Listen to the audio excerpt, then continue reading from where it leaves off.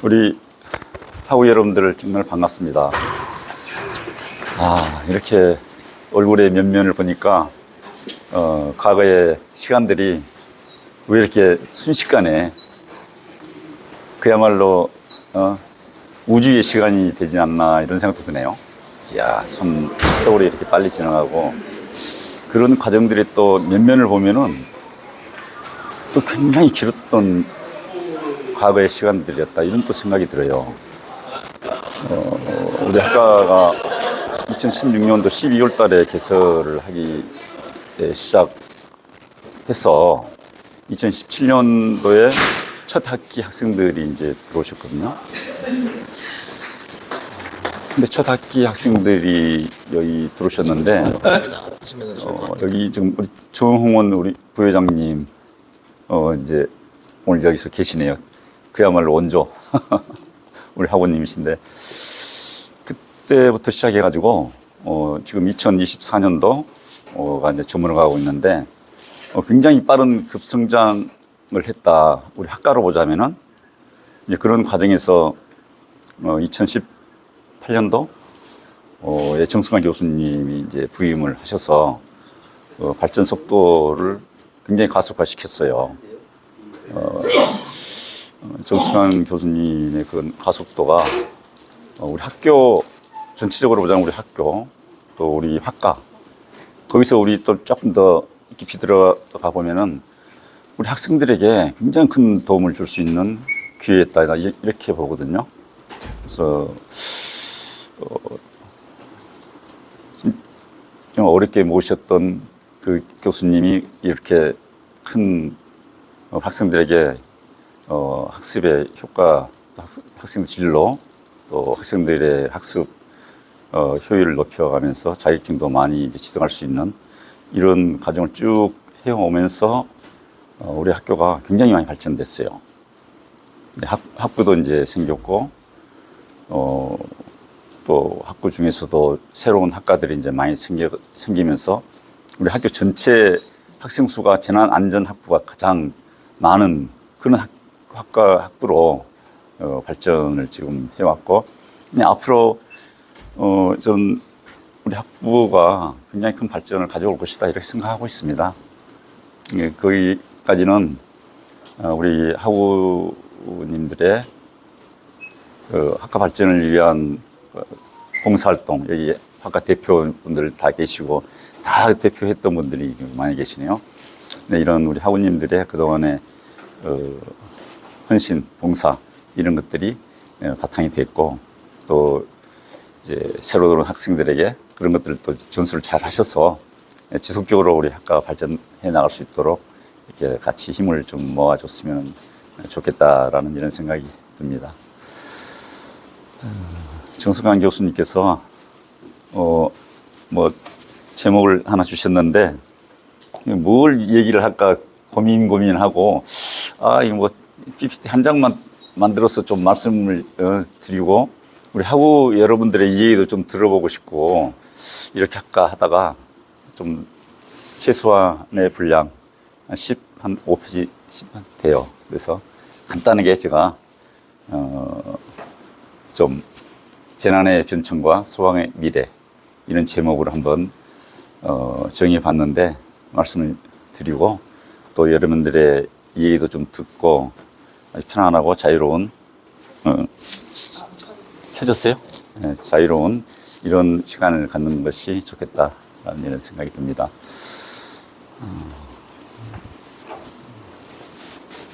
이게 어떻게 페이지를 넘긴가요? 이게 터치로 페이지 넘겨요?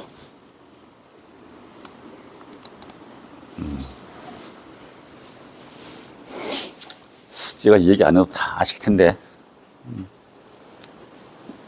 그래도 얘기해봐요. 네. 여러분들이 지금 소방을 하고 있잖아요. 이 소방을 참 선택을 참 잘했다 이런 생각이 들어요. 왜냐면은 제가 소방을 선택을 잘했다 제 스스로 생각하거든요. 제가 일반 학교를 졸업하고 일반 회사에 다니고 있었었는데 제 친구의 권유로 소방 시험을 보라 그래가지고 그 당시에는 소방을 저는 몰랐어요. 그래서 그 친구의 그 권유가 끈질기게 끝까지 아주 저를 소방에 시험을 봐야 된다 해서 시험을 봤는데 회사를 다니면서 공부를 하니까 안 되더라고요. 한 3, 4개월 좀 남는 시간을 가지고 해봐야지 했는데 안 되고 그래서 회사를 그만뒀어요. 한 6, 7개월? 그 한 1년 동안 열심히 공부한 것 같아요. 그 당시에는 이제 행정법, 행정학, 형사소송법 뭐 이런 과목이 있었어요. 그래서 아무것도 모르는 뭐 그런 과목들을 공부해가지고 결과적으로는 겨우 합격을 했어요. 했는데 세월이 지나고 나서 지금 보니까 아, 참 선택을 잘했다 이런 생각이 들더라고요. 요즘 술 많이 먹죠. 저도 어저께 술 한잔 했습니다.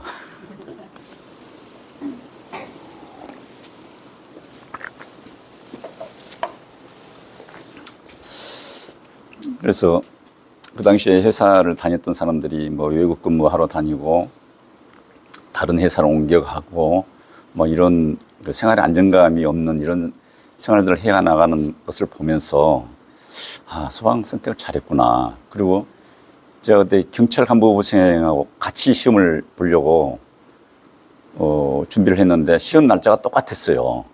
그래서 경찰로 가야 되나 소방으로 가야 되냐 갈등을 갖다가 아, 소방이 낫겠다. 왜냐하면 소방 간부부생이 조금 좀 경쟁률이 낮았거든요. 그래서 그때 나이가 30살 간 넘었고 그래서 야, 이제는 안정적인 직업을 갖지 않으면 안 되겠다라는 이런 불안 심리도 있었고 그래서 소방을 선택했는데 지금 와서 보니까 참 잘했다라는 생각이 경찰에서 있었으면은 경찰이라는 직업을 제가 무시해서 그런 것이 아니고 정말 이 나쁜 일을 하면 안 되겠더라고요. 경찰에 붙들려 가면 안 돼요. 참 경찰 업무 자체가 사람을 범죄의 시각으로 바라보는 이런 것들이 대부분이 있는 것 같아요. 그냥 경찰 아마 여러분들 가족들 중에서 경찰에 있을 거예요. 그런데 그 경찰은 뭔가 좀 거리감이 생길 수밖에 없고 항상 우리들이 바라보는 일반 사람들이 바라보는 그런 시각이 아닌 것 같다라는 이런 생각이 들더라고요. 그런 점에서 이 소방은 얼마나 편안한지 그러니까 민원인들, 시민들하고 굉장히 가까워질 수가 있어요. 그래서 심성이 안 좋은 사람들도 소방관이 되면은 한 10년만 지나면은 그 심성이 아주 좋은 사람으로 바뀌어가요. 이제 어려운 사람을 구해주는 일이 주 업무고 불을 꺼야 되고 이런 것들 때문에 그 심성이 아주 참 온화한 사람으로 바뀌어가는 모습들을 제가 봤거든요. 제 스스로도 그런 것 같아요. 그래서 소방이라는 직업이 참 좋은 직업이구나. 그런 점에서 내가 소방 선택을 잘했다. 그러면서 이제 뭐 중앙부처, 뭐 지방 이렇게 쭉 다양한 경험을 통해서 나름대로 직장 생활을 잘했다. 제 스스로 그렇게 위안을 삼고 지금 살고 있습니다. 그래서 이 PPT 첫 장을 보면은 이게 우리가 제가 한 30분 정도, 한 40분 정도 얘기하고, 예? 나머지 시간 우리 정승환 교수님 또 우리 연말을 맞이해서 우리 학생들 오늘 많이 오셨는데 정승환 교수님 말씀 좀 듣고 또 우리 학우님들도 그동안 학생 생활 하면서 좀 뭐 생각 이런 것들도 좀 나눌 수 있는 이런 시간을 가지면 좋겠어요. 우리 참 오랜만에 오셨네. 지금 뭐 설계실 근무해요. 진짜 원조 우리 학우님인데 정말 노력을 많이 하셨어요. 올 만점으로 졸업하시고 재학 중에 기사 자격증 2개를 다 따신 분이에요. 야, 대단하세요. 공부를 참 많이 하셨는데 또 몇 분 계실 거예요. 성적 좋게 졸업하신 분들. 그래서 이제 이게 소방이란 무엇인가? 뭐 경험을 통해서 간단하게 말씀을 드렸습니다만 소방은 헌법에서 또 소방기본법에서 재난 및 안전관리 기본법에서 이렇게 규정을 하고 있어요. 그런데 이 부분에까지는 이제 정부에서 즉 이제 소방청, 행정안전부, 소방청에서 그 역할을 하는 것들이잖아요. 근데 제일 마지막에 보시면은 우리가 소방산업 발전이 저는 굉장히 관심이 많았거든요.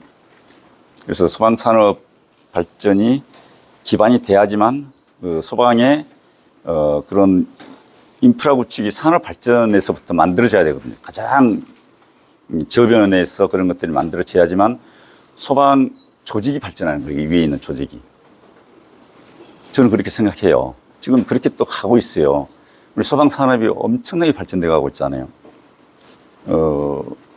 지금 업체가 한 9,500개 업체가 되거든요. 설계, 시공, 관리, 관리, 제조까지 포함해서. 그런 것들이 아주 기본적으로 잘 이루어지면은 전체적으로 소방이 발전할 수밖에 없는 거거든요. 근데 여러분들이 우리 학교 졸업해가지고 해야 할 일들이 다 이제 소방산업 현장에서 근무를 하는 것이잖아요. 현재 근무하고 계신 분도 계시고. 그래서 이런 것들이 잘 이루어져야 된다라는 것을 첫 장에 한번 이렇게 담아봤습니다. 우리 문명의 발달해 오기까지는 여러 가지 쭉 옛날 농경사회부터 이제 있겠습니다만 1.0 시대라는 것은 18세기 후반, 19세기 초반으로 보시면은 기계화 시대, 또 2.0 시대를 대량 생산, 자동화를 본다고 하고, 그다음에 제 3차 산업의 혁명 해가지고 삼해 물결 엄청났었잖아요. 이런 것들이 컴퓨터, 또 반도체가 3.0 시대라고 한다면은 4.0 시대는 그야말로 이제 ICT, IoT, 또 AI 시대라고 이렇게 우리 문명의 발달 과정을 본다면은 거기에 맞게끔 우리 소방은 어떻게 좀 접목을 시켜볼 것인가 라는 차원에서 이렇게 해봤는데, 우리 소방을 내무부식이라는 것은 옛날 총무처하고 내무부하고 이제 분리가 됐었어요. 근데 행정자치부가 만들어지면서 조직 개편이 되면서 총무처하고 내무부 기능이 합해지면서 행정자치부가 됐거든요. 이럴 때는 소방 경찰의 소방 그러니까 치안국의 소방과가 하나의 과로 돼 있다가 그 이후로 이제 행정자치부, 행정안전부, 또 안전행정부 이렇게 굉장히 변해했던 그런 시기거든요. 저는 이 시기에 중앙에 그러니까 행정자치부 때 훈련 담당, 구조구급과의 훈련 담당으로 근무를 했었어요. 저도 굉장히 오래된 사람이에요. 소방방재청 시절에는 제가 소방정책과장, 또 정보화 담당관, 또 중앙 119 구조대 대장, 지금의 중앙 119 구조 본부죠. 본부장하고 그다음에 거기 각 이제 팀이 6개 팀이 있는데 6개 팀을 다 근무했어요. 굉장히 오랫동안 근무했어요. 제가 중앙 119 구조대 10년 근무했거든요. 구조 활동도 이제 국내에 큰 사고, 외국에 또 큰 사고 이런 데도 이제 가서 활동했고, 중앙소방본부 시절에는 제가 전남 소방본부장으로 근무를 했습니다. 소방청이 2017년도에 됐었죠. 2017년도에 소방청이 발족되면서 제가 2016년도 6월 달에 퇴직을 했거든요. 그래서 소방청은 근무를 못 했습니다. 이 그야말로 소방의 주 업무, 화재 구조, 구급, 또 지원 활동, 생활 지원 활동 이런 것도 있겠습니다만, 소방 방재 업무가 행정안전부, 재난안전실로 넘어갔어요. 분리가 돼버렸어요. 옛날 재난안전실 업무 전체가 소방방재청에서 업무를 관장을 했었거든요. 근데 그게 이제 완전히 넘어갔죠. 그야말로 소방 고위 업무만 가지고 소방청이 이제 독립을 하게 됐다라는 것이죠.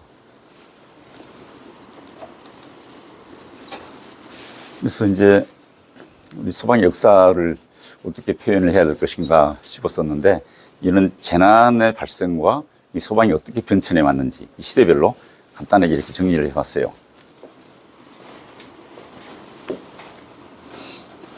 이 혹시 생각나는 재난이 있을까요? 너무 오래돼가지고 저도 다 모르는 재난들인데, 이제 아까 말씀 드렸는데 내무부 치안국, 이때는 이제 경찰이 치안국이라고 그랬잖아요, 옛날에.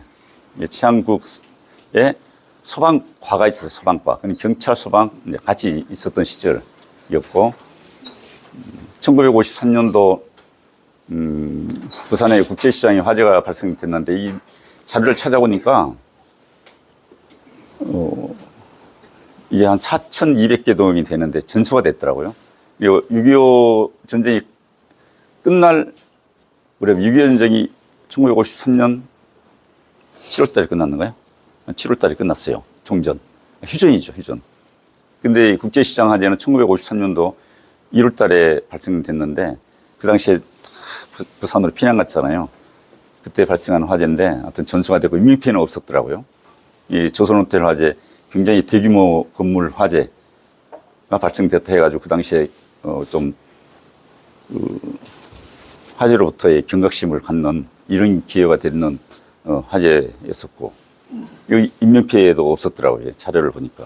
근데 대구 서문시장 화재 여기는 사망이 161명, 굉장히 큰 화재가 발생됐어요. 지금도 대구 서문시장 화재 가끔 발생돼가지고 뭐 매스컴에 많이 우리가 볼 수가 있잖아요. 이 1967년도. 이거는 제가 말씀드려야 돼요. 소방법 제정이 1958년도에 되거든요. 그 전에 소방법도 없었어요. 1958년도에 소방법이 제정됐는데, 그 당시에 일본에 있는 그런 법령을 거의 이제 그대로 인용을 해가지고 소방법이 제정됐었어요. 우리 소방의 좀 가장 중요한 그 고비가 1958년도에 소방법이 제정됐고, 또 2004년도 소방법이 4개 법으로 분법이 됐어요. 그리고 중요한 게, 여러분들 뭐 강의를 들어서 아시겠습니다만, 2022년도에 또 법이 분법이 됐어요. 굉장히 중요한 법이에요. 우리 소방시설법 있잖아요. 지금 소방관리, 관리, 시공, 공사, 설계, 이런 것을 주축으로 하는 그런 내용들이, 소방기술자 등급, 이런 내용이 2022년도에 부법이 돼가지고 굉장히 중요한 그런 과정들이었거든요. 의용소방대, 우리 의용소방대 오셨는데, 의용소방대가 1954년도에 제정이 돼가지고 시군 면별로 의용소방대가 조직이 됐었는데, 전국에 한 13만 더 되는가요, 요즘? 제가 있을 때 한 12만 됐었는데, 굉장히 많아요. 13만 되는가요? 대략 10만으로 많이 줄었습니다. 줄었어요.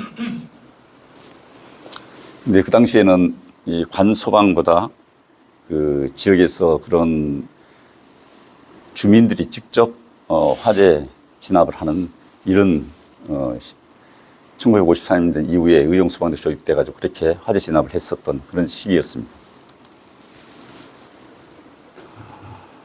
1971년도에 국가소방, 기초소방이 됐는데, 그 전에는 국가소방이었고 경찰국 산하에 있는 소방이었다면은 1997년 이후에는 중앙에는 국가소방이 있고 기초소방, 즉 시군구, 여러분들이 시장, 구청, 또 시군구, 시장, 시, 군, 구, 여기에 이제 소방이 있었던 거예요. 지금은 광역소방이잖아요. 근데 그 당시에는 시군구에 우리 소방 업무가 있어가지고 시장, 군수, 구청장의 업무 지휘를 받았던 시절, 쭉 이어왔어요. 그 당시에 이제 큰 화재가 대형가 호텔 화재, 여러분들 자료에서는 봤을 거예요. 이게 몇 년도죠?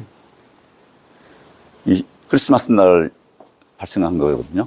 그때 1971년도. 1971년도 12월 25일 날 아침에 제가 중학생 때인데 아유 불 막 엄청난 불이 큰 불이 나가지고 사람들이 막 떨어지는 거 흑백 텔레비전으로 딱 생중계하고 그렇게 했었던 그 화제인데 소방이 발전할 수 있는 또 하나의 큰 계기도 됐었어요. 그 당시에 박정희 대통령이 신세계백화점 옥상에서 어떻게 해야 저런 것들을 앞으로 불이 나면 대처를 할 수 있느냐 하니까 거기 지금으로 말하자면 행안부 장관이 고가차가 필요합니다. 그래서 당장 독일에서 고가차 4대를 수입해왔던 그런 과거의 역사도 있었습니다. 대양코너 화재 유명했었죠. 충량이 불나가지고 이게 참 이것도 막 방송에서 거의 생중계가 됐었어요. 88명이 사망했었고 1975년도도 굉장히 중요한 우리 조직의 변화가 있었던 곳인데 치안국 경찰의 치안국에서 민방위 통제 본부로 별도로 독립을 하게 된 거예요. 치안국에서 내무부로 와서 내무부에 민방위 재난본부가 발족이 됐었거든요. 거기에 소방부로 변해있을 그 시절이 1975년도입니다. 1977년도에 일이 가스폭발 사고, 다이아마이트를 싣고 열차에서 폭발 사고가 났는데 굉장했었죠, 이때도. 59명이 사망했었고요. 구급 업무가 1983년도 시작이 됐었고, 1984년도에 대하호텔 38명이 사망했는데, 이때 참 아슬아슬했었죠. 맞아. 끈을 가지고 주무시다가 사람들이 침대에 막 끈을 메고 이렇게 내려오는 그런 것들이 텔레비전으로 생중계 되면서 끈이 놓쳐가지고 떨어지는 사람도 있었고. 잘 모르죠. 그 당시에. 이거 아시는 분들 계실까요? 이 나이가 저 외에는 모르시는 것 같아. 아시안 게임 때 이제 구조대가 창설돼가지고 굉장히 이제 소방으로 보자면 큰 변화가 구급 구조 업무가 소방으로 이제 소방에서 시작을 하게 된 거죠. 경찰에서 하려고 했던 건데 경찰에서는 이걸 싫어했어요. 그 당시에 우리 구급 업무 안 한다. 구조대 업무도 안 한다. 근데 소방에서 이제 이 업무를 시작했는데 그 이후로 이제 경찰에서 그 당시에 우리가 했어야 되는데 이 소방에 넘어갔다. 뭐 이런 또 얘기도 있었습니다. 서울올림픽 1988년도인데 제가 1987년도 이제 배명을 받아가지고 서울올림픽 뭐 경기 근무하고 뭐 또 안전 점검 나가고 뭐 이렇게 했었던 것 같습니다.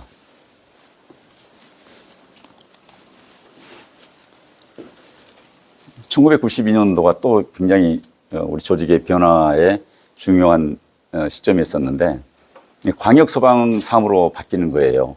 시군구에서 광역소방사무, 즉 이제 시도의 사무로 바뀌어가는 거예요. 이게 과거에는 시장, 군수, 구청장의 업무 소관이었지만 이게 광역시장, 서울특별시, 부산광역시, 또 뭐 충청남도, 강원도 이렇게 이제 광역시로 바뀌어가는 거예요. 이게 소방의 업무의 역량이 굉장히 커졌다 이렇게 보시면 되는 거죠. 94년도에 성수대교가 붕괴됐는데 저 때는 제가 서울 소방본부에 근무를 했었거든요. 이건 여러분들 혹시 이제 기억에 남아 있을런지도 모르겠어요. 갑자기 다리가 아침에 출근한 길에 다리가 무너져가지고, 무너진 것도 아니죠. 상판이 그대로 내려앉아가지고 지나가던 차들이 떨어져가지고 추락해가지고 32명이 사망하고 49명이 다쳤는데 이것도 굉장히 좀 그때 국내외적으로 유명한 재난사에 남아있는 것입니다. 삼풍백화점은 여러분들이 너무나 잘 아실 텐데 제가 이때는 도봉소방서 근무했었는데 23일 동안 여기서 아침에 출근 일로 하고 퇴근은 이제 집으로 가고 그랬었어요. 그때 소방공무원들 다, 거기가 다 그랬었어요. 근데 제가 23일 동안 계속 다녔어요. 그래서 여기 이제 뭐 구조, 구급, 이게 조를 편성해 주거든요. 그래서 상황, 뭐 이제 주변 관리, 뭐 이렇게 쭉 업무 분장이 되는데, 구급을 담당했을 때 이제 구급 상황 관리를 모르는 거거든요. 이 사람들이 너무 이게 참 그 시신이 훼손이 너무 돼가지고 모르는 거예요. 근데 그때 무조건 싣고 가는 거야. 무조건 병원으로 싣고. 초창기에는 엉망이 없었고 이제 조금 그 질서가 잡혀가면서도 마찬가지였어요. 이 구급차가 여러 대가 그냥 싣고 가는데 이게 우전으로 여기는 뭐 신체 어느 일부가 있고 자기들이 어느 일부 있다. 이거 그에 맞춰봐야겠다. 이런 식으로 했었다니까요. 우리 무전 교신 내용에 그런 것도 있었어요. 그래서 무조건 병원으로 막 질서 없이 갔다 그냥 맡겨놓은 병원에. 참 우리 재난에 어떻게 보면은 우리나라의 그 후진적인 이런 것들이 한눈에 볼 수 있는 이런 재난 사고였었는데 제가 신축할 당시에 소초 80소장을 했었어요. 옛날에 80소장이라 그랬거든요. 근데 여기 신축할 때 점검도 나가고 그래요. 안전점검. 이게 뭐 구조점검 이런 것은 아니고 이게 불이 날까 안 날까. 불이 나면 어떻게 해야 하는 것인가 이런 건 이제 지시가 내려와요. 그러면 큰 건물에 이제 80소장이 쭉 둘러보는 거예요. 근데 그때는 뭐 내부적으로는 알 수 없지만 잘 짓고 있었다라는 이런 생각을 가졌었거든요. 근데 이렇게 무너져 모습을 보니까 좀 제 개인도 좀 굉장히 허탈하고 그 당시에 이제 그런 걸 느꼈었던 것 같아요. 그래서 이후로 이제 여기가 아크로비스타 아파트, 좋은 아파트가 들어섰잖아요. 여기 공원을 만들어야 된다, 뭘 해야 된다, 이 굉장히 했었는데 결과적으로는 이제 보상 때문에 이 아파트를 지어가지고 아마 피해자들에 대한 보상을 해준 것 같더라고요. 6.25 이후에 가장 큰 사망사고가 났던 우리 재난사에 기록될 삼풍백화점 붕괴 사고 참 길이 남아 있을 겁니다. 제 재난사례 분석론 강의에도 이렇게 넣어가지고 여러분들에게 상세하게 좀 설명을 해드렸었는데 강의 들어보셨어요? 예. 강원도 고성 산불 이때도 굉장히 엄청난 피해를 갖게 될 때였었는데 이게 이제 삼풍백화점이 붕괴되면서 중앙119구조대가 발족이 돼요. 근데 재난 및 안전관리법이 제정이 되면서 중앙119구조, 우리 소방에서는 중앙119구조대의 필요성을 갖게 된 거예요.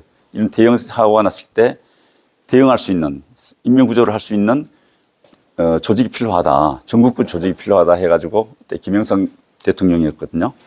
그때 중앙119 구조대가 발족돼가지고 지금의 중앙119 구조 본부로 이렇게 점차적으로 조직이 이제 커 나가게 됐던 그런 계기가 또 삼풍백화점 붕괴입니다. 그래서 제가 이때는 도봉소방서 근무하다가 중앙구조대가 발족되면서 제가 1996년도 초반, 제가 중앙119 구조대로 또 이제 그때 인사발령 나가지고 그때부터 중앙119 구조대 근무를 오랫동안 했었습니다. 근데 이때도 이제 근무할 때 중앙119 구조대 근무를 했지만 산불 피해이기 때문에 현장 활동은 하지 않았지만 그 당시 고성 산불 굉장히 큰 산불이었었죠. 아까 말씀드렸던 내무부에서 이제 행정으로 바뀌는 거죠. 총무처를 조직 개편이 돼가지고 이런 시기.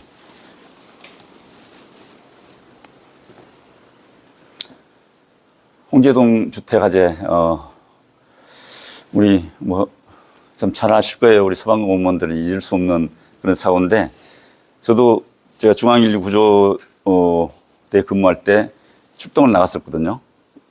그래서 구조 활동을 같이 했습니다만 저희들은 거리가 있어가지고 조금 늦게 도착했는데 이미 사망한 우리 소방공무원들, 순직한 소방공무원들은 이송을 했고 마지막 작업을 할 때 저희들도 같이 참여해가지고 구조 활동을 했었습니다만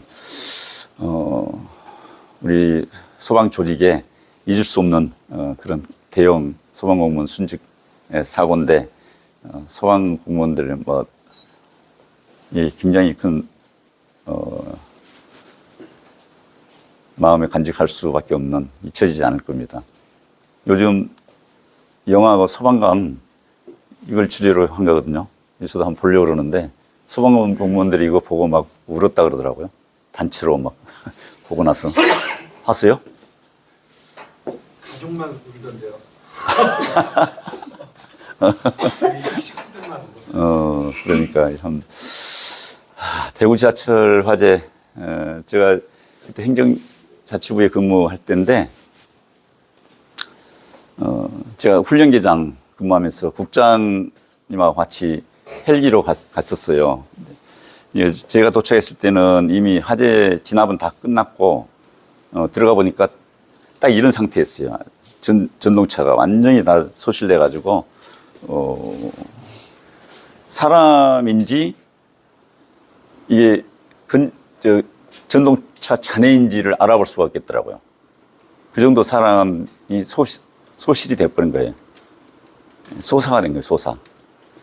그래서 제 강의 내용도 있습니다만 대구 지하철 화재의 가장 큰 인명피해 원인은 나는 그 방아셨다. 그게 옛날에도 그런 의문점을 가지고 있었어요. 근데 방아셨다가 이 산에 대피를 해야 되는데 방아셨다가 떨어져 버린 거예요. 그 대피를 못하고 그 방아셨다 있는 인근의 계단 그쪽에서 사람들이 많이 사망을 했었거든요. 질식사를 많이 했었어요. 그 이후로 이제 방아셨다에 대해서 많은 이제 개선이 좀 돼가지고 뭐 피난문도 만들고 또 열연기 감지기가 동시에 작동돼야지만 이제 그 방아셨다가 땅에까지 내려올 수 있도록 하는 이런 것들이 좀 많이 이제 개선이 됐었거든요.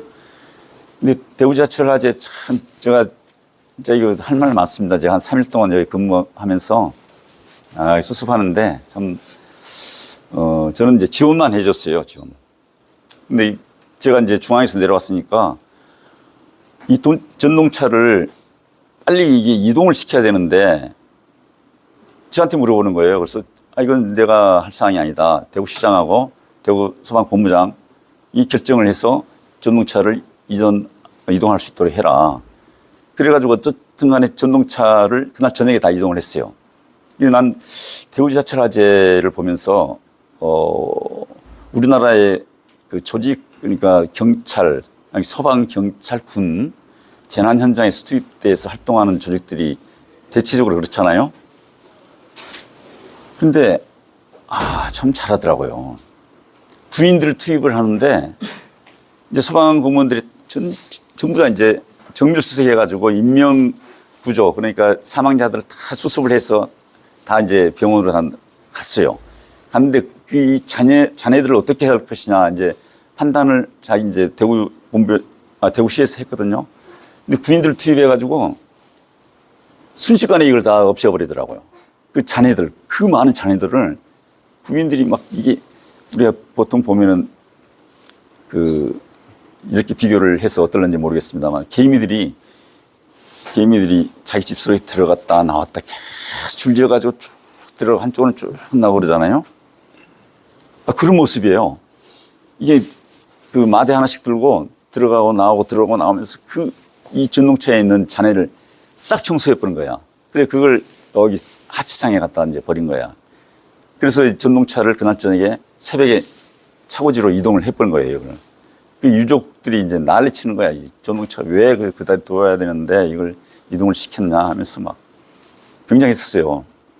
그래서 나중에 유족들이 그 쓰레기 하치장 가가지고 조그만 뭐 시신의 일부분이라도 찾아내기 위해서 그렇게 막 이렇게 서글퍼 울면서 하는 그런 모습들을 볼 때, 그 부분도 참 그렇더라고요. 근데 결과적으로 봐서는 저는 전동차 이동을 잘 했다라고 이렇게 생각이 되더라고요. 이걸 그대로 둘 수는 없는 것이거든요. 태풍 매미. 이때도 제가 이때는 중앙구조대에 근무하면서 산청 지리산 대원사 계곡에서 구조활동을 했었는데 이때 소방관도 한 사람 순직됐어요. 그때 구조활동을 하는 과정에서 그때 여름이었었는데 놀러 오는 사람들이 무척 많았어요. 그 계곡에. 근데 그렇게 피해가 발생되고 이런 난리인데도 또 새로운 뭐 깨끗한 물이 내려오고 그러니까 거기다 막 텐트 치고 또 막 노는 거예요. 근데 갑자기 내가 걸어가는데 아니 죽은 사람 한 사람을 저한테 막 가지고 온 거예요. 트럭 뒤에다 실어가지고. 그래서 나 깜짝 놀랐어요. 빨리 살려내라는 거예요. 좀 황당하죠. 딱 올라가서 보니까 이미 죽은 지 오래됐어요. 자기 이제 가까운 친구 동료야. 이제 같이 놀러 왔던 사람. 근데 보니까 완전히 죽은 사람을 살려내라는데 좀 황당한 거야. 그래서 지금 이분은 사망한 것 같다. 그런데 그 사람 막 살려내라고 막 그러는데 내가 가만히 있을 수가 없겠더라고요. 그러면은 내가 당신 빨리 인공호흡 하셔. 불어넣어. 그러니까 그 사람은 안 불어넣어. 근데 보니까 옆에 병원이 있는 거야. 그래서 병원에 우리 직원한테 가서 빨리 저 의사나 간호사 빨리 내려오시라고 그러고. 근데 의사가 내려왔어. 의사 내려와가지고 뭐 심폐소생 한다고 막 난리쳐도 깨어날 수가 없죠. 이미 죽은 사람인데.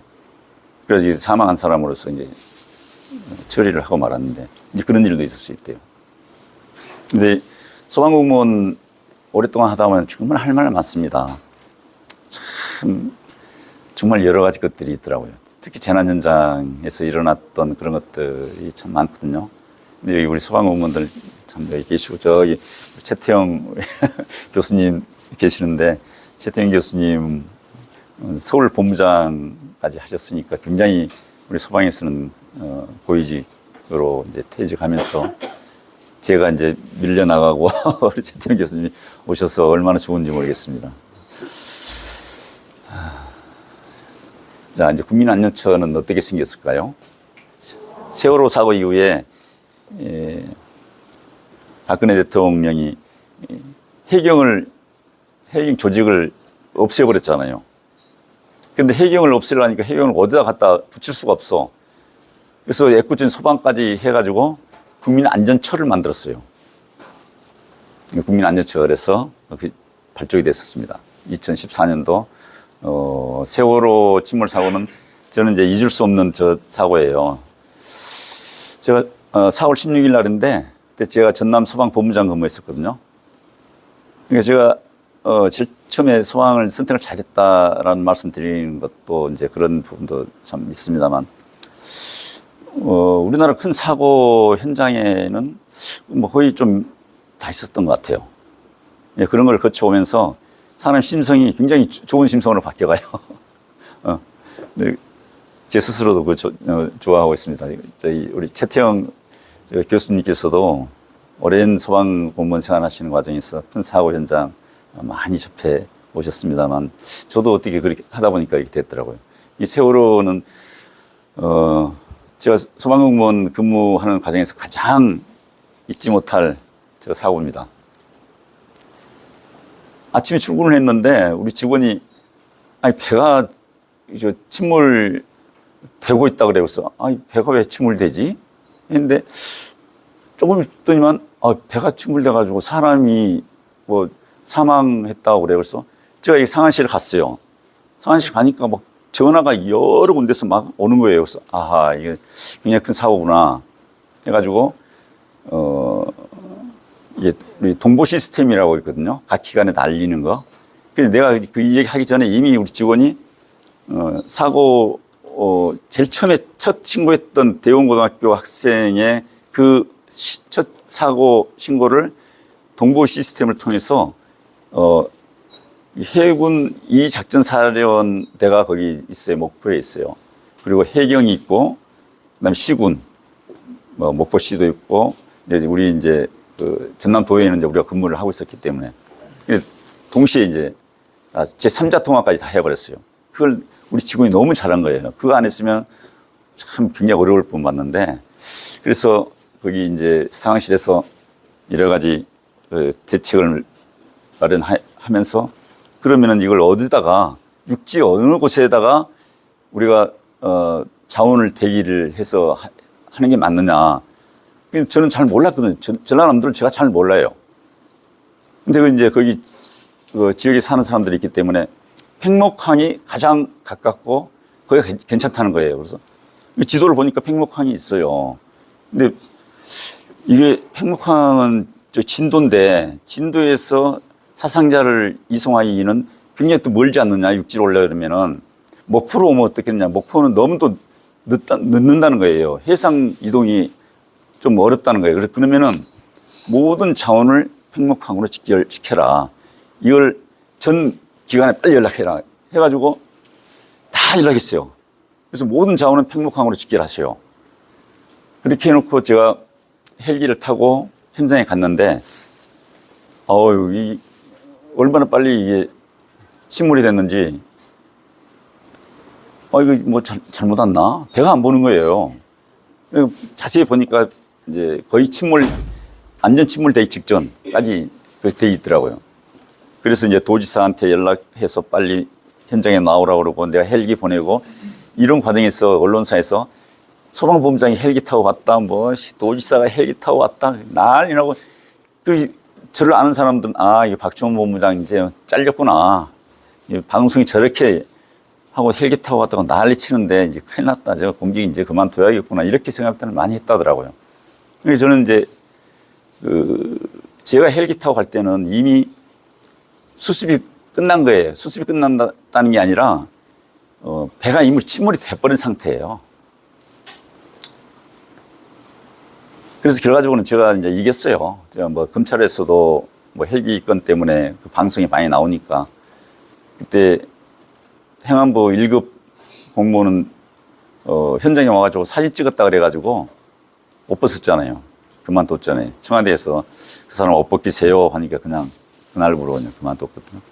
그때 공직자로서의 행동 하나, 말 한마디가 엄청나게 긴장된 이런 가운데에서, 재난, 이게 수습 활동을 했었는데, 교육부 장관하고 우리 지사하고 저하고 3명이서 그때 라면 먹었어요. 근데 저는 또 소방본부장이니까 또 빼지더라고요. 교육부 장관 라면 먹었다 그래가지고 그 사람 그만뒀잖아요. 그리고 의자 무슨 좋은 의자에 앉았다고 그러는데 팔걸이 의자, 회의할 때 우리 사용하는 팔걸이 의자예요. 그거 앉아서 라면 먹었다 그래가지고 잘렸어요. 교육부 장관. 그래서 저는 안 잘리더라고요. 그 라면 먹은 거에 대해서 이해해 주더라고요. 세월호에 제가 한 이틀 밤을 하룻밤, 한 시간도 안 자고 그냥 뜬 눈으로 지냈어요. 너무나 이게 참 젊은 학생들이 사망해서 이게 실려 나오는 거 보니까. 그래서 우리 직원들에게, 우리 소방이 여기서 살아난 것도 이제 그런 부분이 있었어요. 제가 각 기관에 있는 사람들 다 오시라 그랬거든요. 제일 처음에는 왕정하게 어쩔 줄 모르는 거예요. 그래서 내가 소방본부장인데, 지금부터 내가 다 수습을 할 테니까 내 얘기에 좀 지원해주고, 각 필요한 것도 우리가 요구를 할 테니까 그때 지원해 주세요. 그러니까, 하겠다고 막 그러더라고요. 그래서 육지로 실려 나오는 사람들에 대한 모든 책임은 소방본부장이 하겠다. 딱 그렇게 선언을 하고, 생존자도 많았었거든요. 배 3대로 이제 1차, 2차, 3차 해가지고 온 사람들 응급의료소 설치하고 중증도 분류하고 정확하게 딱 해가지고, 이 사람들은 이제 도지사하고 진도 군수하고 이제 협의해서 체육관으로 다 가는 걸로 그렇게 했고, 또 이제 유가족들을 체육관으로 보냈고, 살아서 돌아오신 분들은 분류해가지고 중증도 분류해서 괜찮은 사람들은 체육관으로 보내고, 좀 아픈 사람들은 전부 다 병원으로 이제 할 수 있도록 이렇게 하고, 그 이후로 이제 사망한 사람들 있잖아요. 사망이 304명인데 5명은 영구 실종이 됐어요.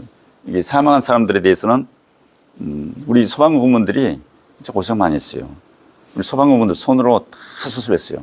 딱 배가 도착하면은 시신이 나오면은 시신 분류 작업을 하거든요. 이제 그 사람 신원 확인, 이런 것들을 소방공무원들이 다 했습니다.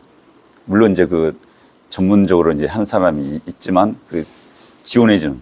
그래서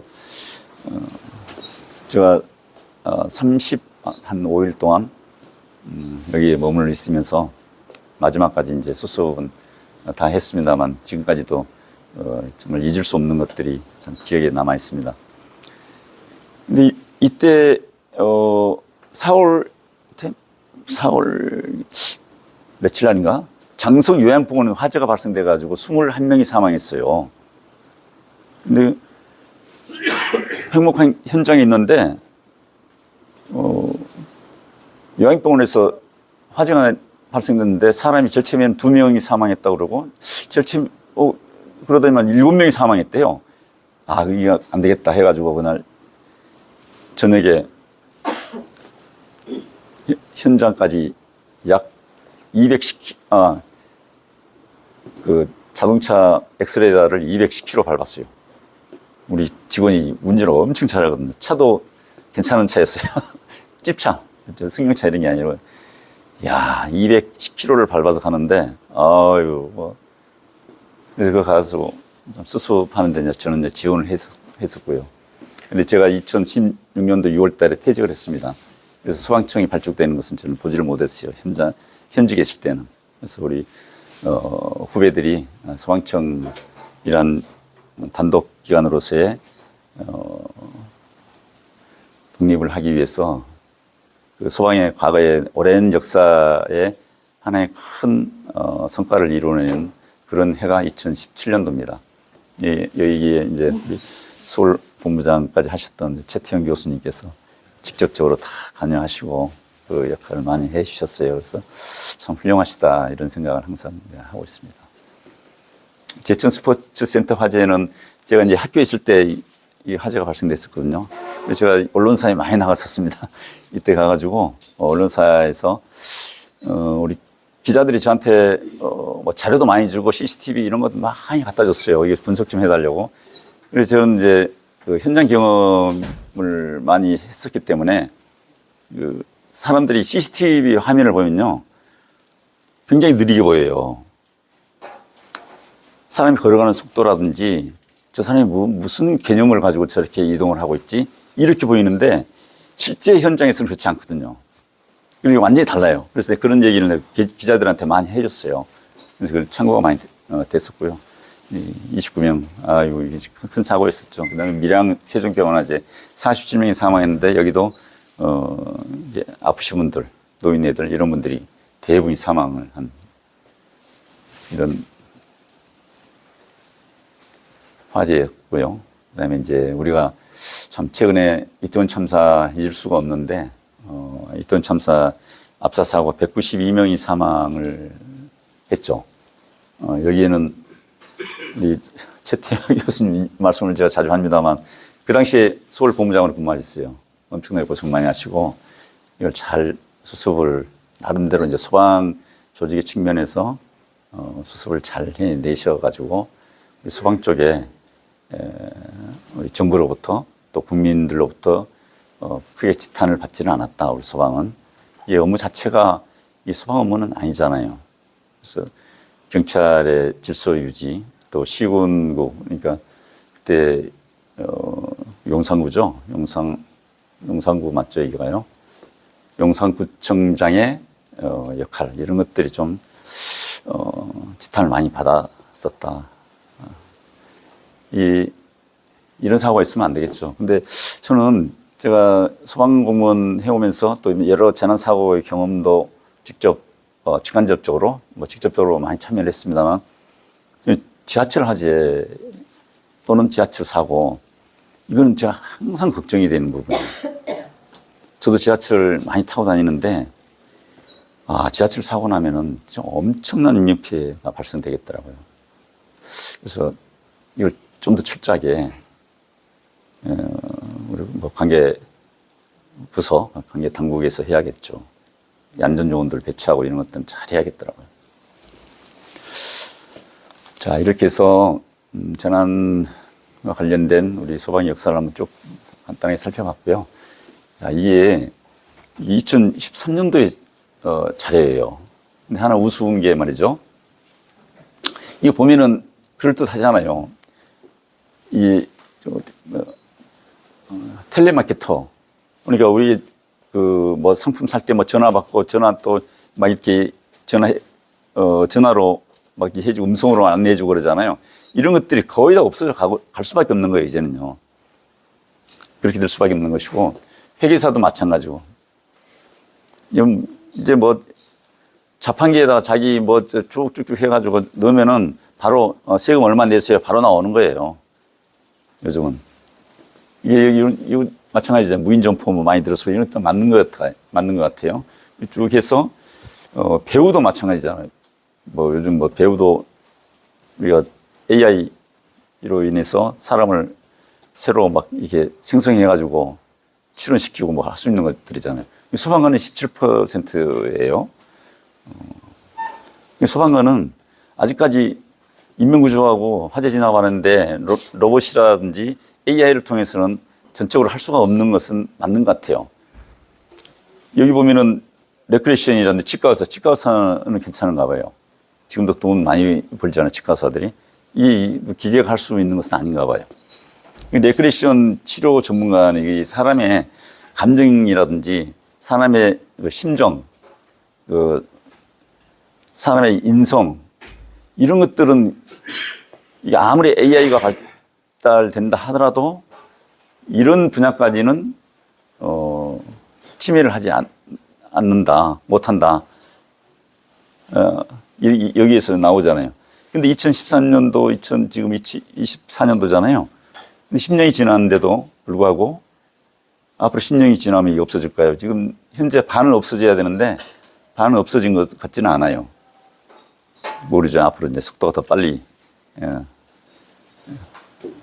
지나가면 이제 어떻게 될지 모르겠지만 어떻든 소방관은 17%로서의 존치가 될 가능성이 많다. 우리 소방관 지원을 하신다 그러는데 괜찮을 것 같아요. 넘어가고, 네, 재난의 빈도 또 위험성 이런 것들이 이 하나에 나타날 수가 있는 건데 여기서 보는 것처럼 앞으로 감염병, 미세먼지, 풍수해, 자연재난으로 인해서 엄청난 피해가 올 수밖에 없는 거잖아요. 근데 화재는 좀 줄더라고요. 화재는 줄어가고 있어요. 근데 이런 자연적인 요인, 기온 상승이라든지 인구의 감염이라 뭐 이런 것들로 인해서 큰 재난이 올 수밖에 없는 것이다. 특히 지진이라든지 이런 것들로 인해서 엄청난 피해를 가져오잖아요. 참고적으로 보시면 되겠고.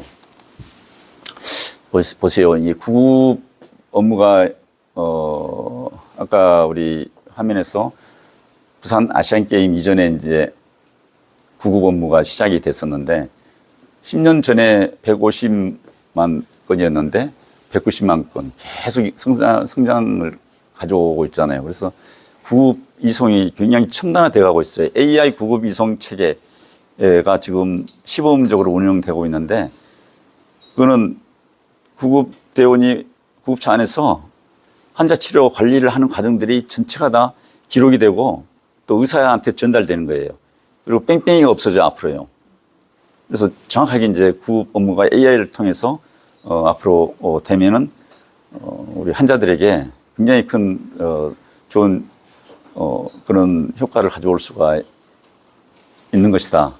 이렇게 이제 말씀을 드리고 꾸준하게 증가가 되고 있지만 이 구조하고 생활안전이거든요. 구조 생활안전에 있어서는 굉장히 속도가 빠르잖아요. 생활안전에 이 소방관들이 다 이제 뭐 신고하면 다 가잖아요. 그래서 그렇고 화재는 점차적으로 좀 줄어 들어가고 있다. 줄어 들어가지만 재산 피해는 아마 더 많았을 것이다 이렇게 생각돼요. 이 구조가 늘어난다는 것은 화재로 인해서 인명피해가 많았다는 것이거든요.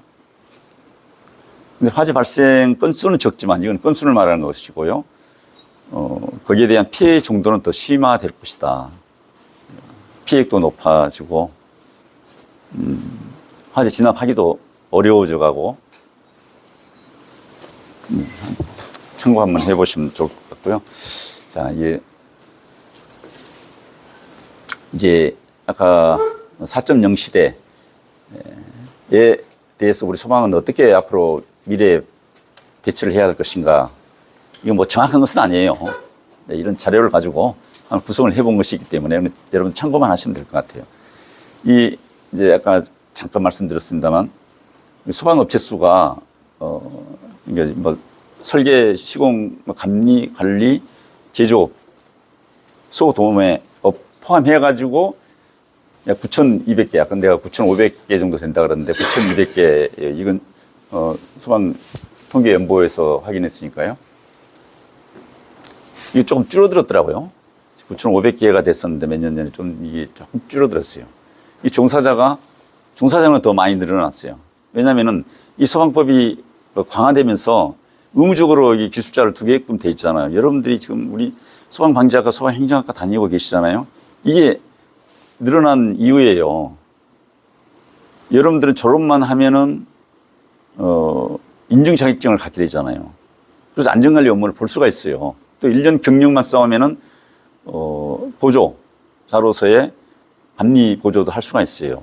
이 취업의 길이 열린단 말이에요. 그래서 그런 점에서 여러분들은 진짜 선택을 잘 하셨다라는 이런 말씀을 꼭 좀 드리고 싶어요. 이 종사자가 18만이고 연매출이 약 19조, 18조 얼마 돼요. 19조. 이게 적은 것은 아니거든요. 이게 점차적으로 늘어날 겁니다. 이제 이런 것들은.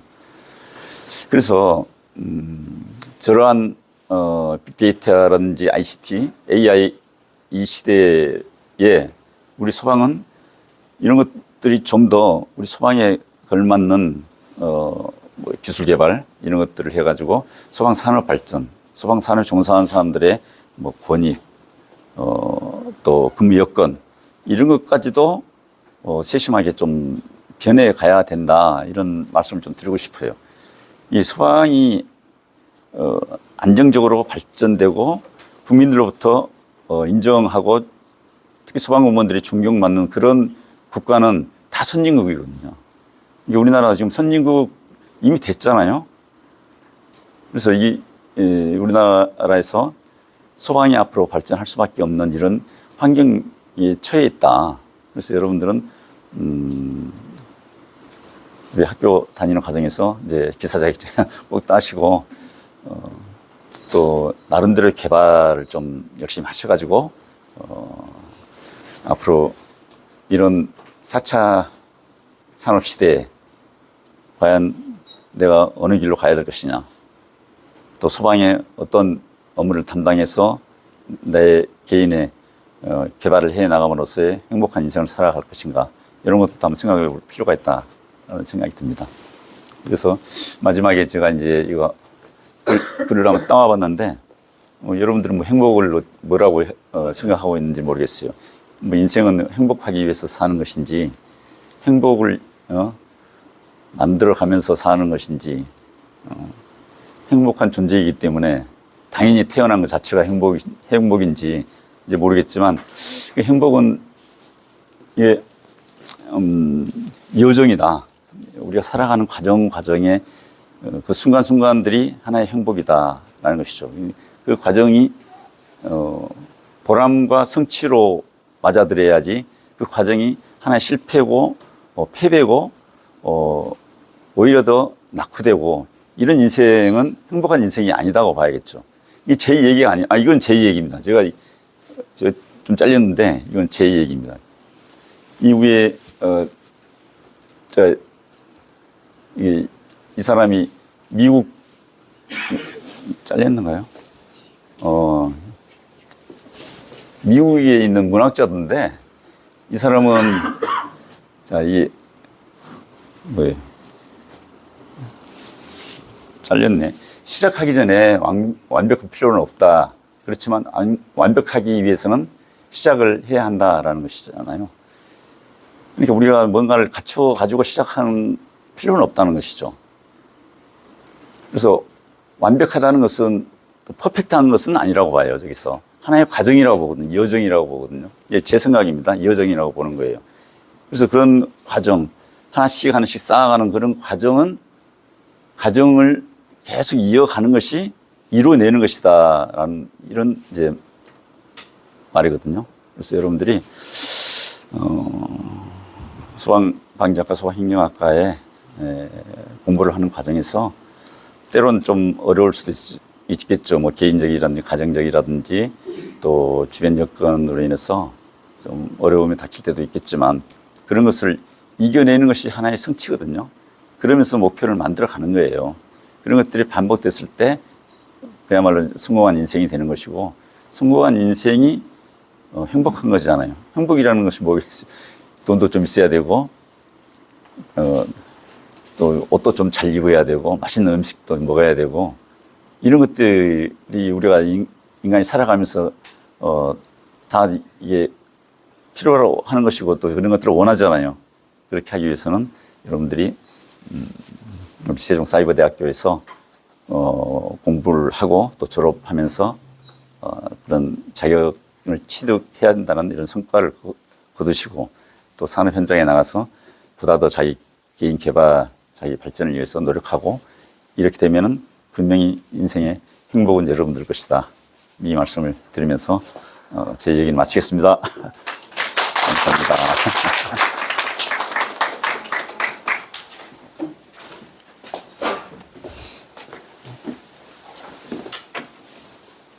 그러면 정석현 교수님께서 말씀하시고 이제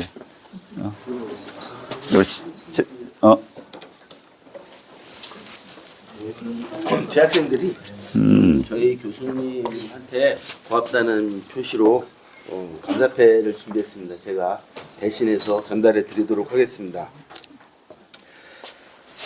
제자들을 헌신적인 노력과 열정으로 지도해 주셨고 언제나 한결같은 사랑으로 부족한 우리들에게 든든한 힘이 되어주셨으며 삶의 모범이 되어주신 학과장님께 진심으로 감사드립니다. 더불어 학과장님의 내일을 향해 새로운 도전을 응원합니다. 세종사이버대학교 소방행정학과 소방방재학과 학생일동. 아유 감사합니다. 하고 여러분들 감사합니다. 아유 감사합니다. 어유. 그동안 고생 많으셨습니다. 아유, 공문회에서 드리는 겁니다. 그래요? 아유, 감사합니다. 이건 뭐예요? 아유, 감사합니다. 예. 제가 이 참, 이렇게 받을 만한 성과를 내지는 못했습니다만, 여러분들이, 이렇게 마음을 전달해 주신 데 대해서, 다시 한번 감사의 말씀을 드리고요. 감사했습니다. 아유, 뭐예요? 감사했습니다. 아유. 아이고, 야, 우리 조명희 학우님이. 예? 아유, 감사합니다. 이거 뭐예요? 아유, 고맙습니다. 이거 뭐야? 아유, 야, 여러분들의 참 모아서 이렇게 주신 선물 감사히 잘 받겠습니다.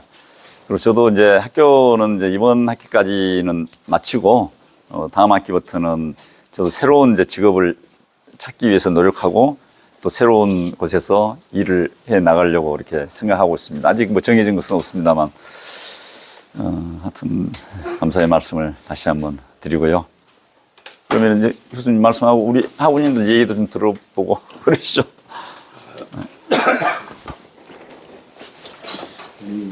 제가 2018년에 학교에 교육을 했어요. 처음에 이제 학과 만들고 이제 외래 강사로 해서 이제 한 과목 이렇게 강의를 해주다가 기회가 돼서 이제 저도 학교로 쭉 와서 우리 박총 교수님하고 한 7년, 8년 이렇게 같이 생활을 하면서 되게 즐거웠던 기억들이 많아요. 그 다음에 이게 공직을 오래 이렇게 하셔서 이게 어른이구나라는 느낌을 받을 때 되게 많았어요. 그래서 저도 이렇게 어떻게 보면 인생에 또 한 번 이렇게 약간 이직을 한 건데 학교로 저한테 많이 모범이 되어 주신 것 같아서 감사하게 생각을 하고 있습니다.